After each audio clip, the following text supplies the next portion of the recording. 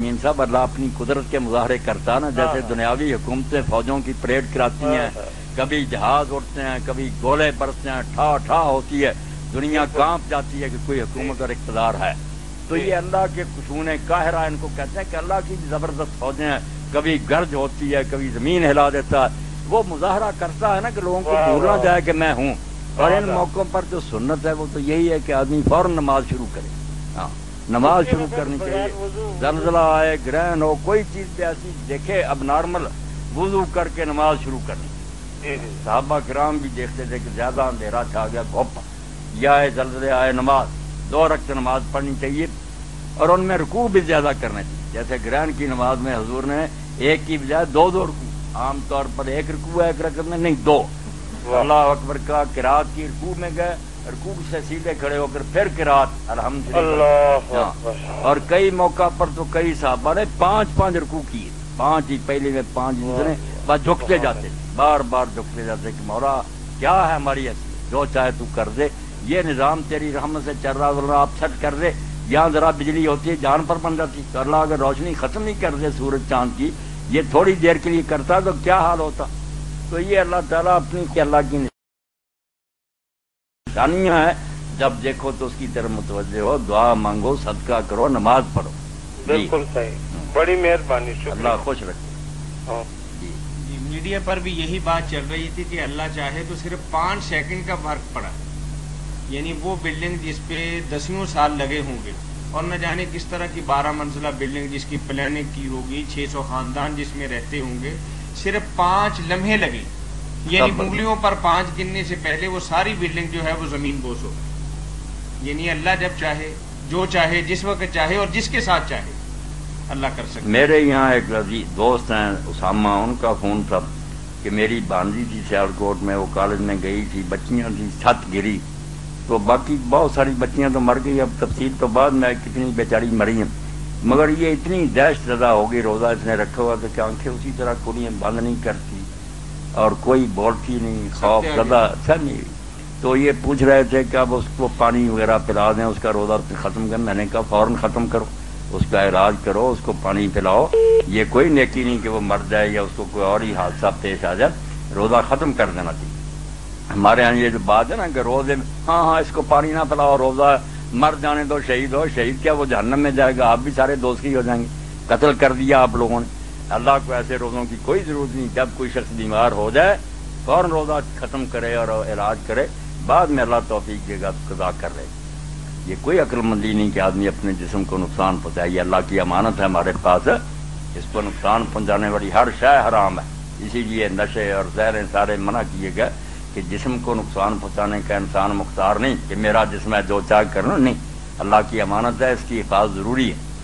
اسی لیے اللہ کے میں جو لوگ جاگتے ہی رہتے تھے نا، وہ انہیں کہا کہ انہوں نے بدن کا لے کا حق، تیرے جسم کا تو اس پر حق ہے، اس کو آرام کرنے دے. کیوں تنگ کرتا ساری ساری رات. جی السلام علیکم. جی السلام علیکم. وعلیکم السلام جی. میں فاروق کیا عرض کر رہا ہوں جی، دسکا سے. ہاں جی دسکا سے. پہلے بھی نا آپ سے بات کی تو ایک اور میرے ذہن میں آیا مسئلہ. پوچھ رہے یہ ہے کہ جب ہم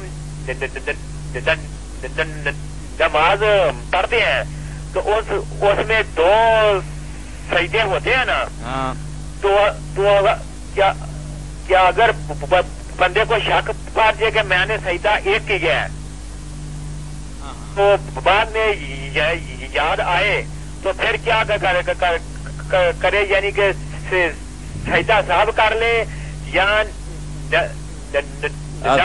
اس کو دوبارہ کرنی پڑے گی؟ فاروق آپ کی بات سمجھ میں آ گئی کہ ایک سجدہ بھول گیا. اچھا جی. 2 سجدے سے ایک کیا، ایک بھول گیا، اور بعد میں یاد آیا کہ اس رکعت میں نہیں میں کر سکتا. اچھا. تو اس کا حل یہی ہے کہ وہ بعد میں نا جب آخر پر پہنچے، سلام کا موقع آ جائے تو پھر ایک سجدہ کرے، پہلے اس نیت سے کہ جو میرا چھوٹا ہوا نا میں اس کی قضا کر رہا ہوں. پہلے تو وہ پورا کرے نا جو رہ گیا، اور اس کے بعد پھر 2 سجدے جو ہے وہ بھولنے کے کرے. سجدہ صاحب کے 2 جو ہے نا، پہلے وہ سجدہ کرے گا جو رہ گیا، اس کی قضا تو کرنی پڑے گی نا، سجدہ معاف تو نہیں ہو جائے گا. ایک وہ کرے اور 2 سجدے میں بعد بھول کے کرے. تو بس یہ کہ اس کے ساتھ ہی کرنے ہیں نا، اکٹھے ہی بعد میں جا کر نا آخر میں.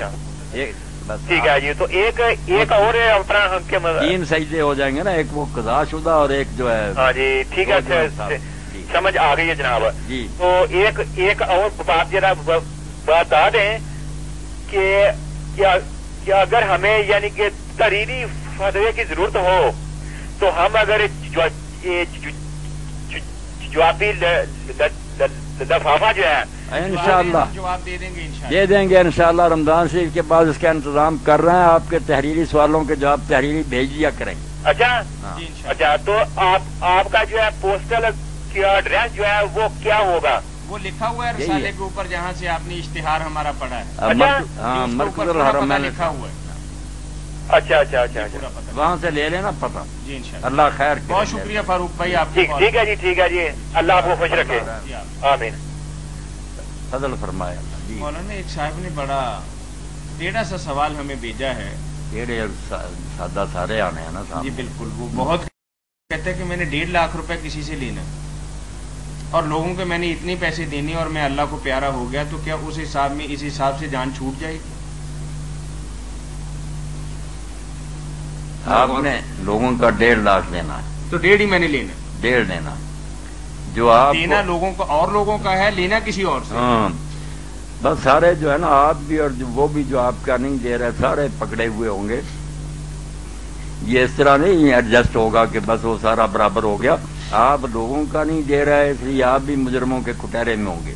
لوگ آپ کا نہیں دے رہے ہیں وہ بھی پھنسے ہوئے ہوں گے. اس بندے نے تو یہی سمجھا ہے نا کہ جس طریقے سے ہمارے بینکوں میں کوئی معاملہ گڑبڑ ہو جائے تو اسٹیٹ بینک حل کرواتا ہے. بس یہ اللہ کی بارگاہ کے اندر چلا گیا تو اللہ اس سے 1.5 لاکھ لے کے جن کے میں نے دینے ان کو دلوا دیں گے اور حساب برابر ہو بالکل جائے دلوا دیں. ایسا ہی ہوگا یا حساب کتاب الگ نہیں الگ حساب کتاب الگ. یعنی جس بندے نے لوگوں سے پیسے لینے اسٹیٹ بینک کی طرح اللہ تعالیٰ ان کی طرف سے تو ضرور ادائیگی کرے گا جو مقروض ہیں اور قرض ادا کرنا چاہتے ہیں مگر حالات جو ہے نا اس کے متحمل نہیں. ان کے پاس کچھ نہیں, نیت نہیں خراب, بیچارے دینا چاہتے نہیں دے سکتے. ایسے لوگوں کو تو اللہ تعالیٰ اپنے پاس سے دے گا نا اور خوش کر دے گا کہ لے لو جنت کا جو لینا, چھوڑو اس کی جان. باقی جو بدنیتیں دینا ہی نہیں چاہتے ان کی طرف سے اللہ کو کیا ضرورت پڑی ہے جو ان کی جان چھڑائے, وہ بھگتیں گے خود. یعنی کسی بندے سے پیسے لینے ہوں اور کسی کے دینے ہوں, لینے والے تو اللہ تعالیٰ آپ کو دلوائیں گے, لیکن اگر آپ نے لوگوں کو دینے ہیں تو دنیا ہی کے اندر معاملہ پاک کر کے جائیں, کہیں آپ کی نیکیاں اس کے پلڑے میں نہ ڈالیں. ہاں بالکل, آپ کا کیا کرایہ غارتی نہ ہو جائے. اللہ رحم فرمائے. ایک بھائی نے ہمیں تحریری سوال بھیجا ہے. اس قرض کے بارے میں ضمن آپ سنیں نا کتنی یہ خطرناک بات ہے. جی جی. کہ جب آپ نے یہ فرمایا کہ جو آدمی میدان جنگ میں ثابت قدمی سے جمع رہے اور اللہ کی راہ میں جان دے دے, شہید ہو جائے, اس کے سارے گناہ بخشے جاتے. تو تھوڑی دیر بعد آپ نے فرمایا علت ہے بندوں کا جو دینا وہ نہیں بخشا جائے گا. اور فرمایا یہ ابھی جبریل علیہ السلام نے آ کر مجھے کہا کہ آپ کیوں ایسے کہتے ہیں کہ سب کو بخشا جائے گا, یہ ساتھ وضاحت کریں کہ اگر بندوں کا کچھ لینا دینا وہ نہیں بخشا جائے گا, اللہ کا کوئی معاملہ ہوا تو بخش علت دین. اور ساتھ ہی کہا بھی جبریل نے آ کر مجھے کہا کہ یہ ساتھ وضاحت کرے آپ. تو قرض نہیں چھوٹے گا بھائی, قرض تو دینا ہی پڑے گا. بارک اللہ فیک. ایک بھائی نے ہمیں سوال تحریری طور پر بھیجا ہے کہ میری بیوی ایک تو میری تابع دار نہیں ہے, دوسری بد اخلاق بہت زیادہ ہے, بات بات پہ لڑتی اور جھگڑتی ہے, تو کسی بات سے منع کرتا ہوں تو رکتی نہیں ہے. تو کہ ان حالات کے اندر قرآن و سنت کی روشنی کے اندر میری رہنمائی فرمائیے کہ کیا میں اسے طلاق دے سکتا ہوں؟ آپ طلاق کے بارے میں سوچنے لگ گئے, جو آخری قدم ہے.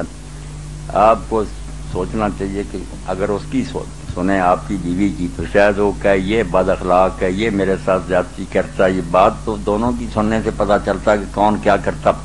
باقی اگر کہ آپ کی یہ بات صحیح ہے کہ وہ نہیں آپ کی بات مانتی, نافرمان ہے, تو یہ آپ کے لیے اللہ تعالیٰ نے ثواب کمانے کے لیے ایک موقع مہیا کیا.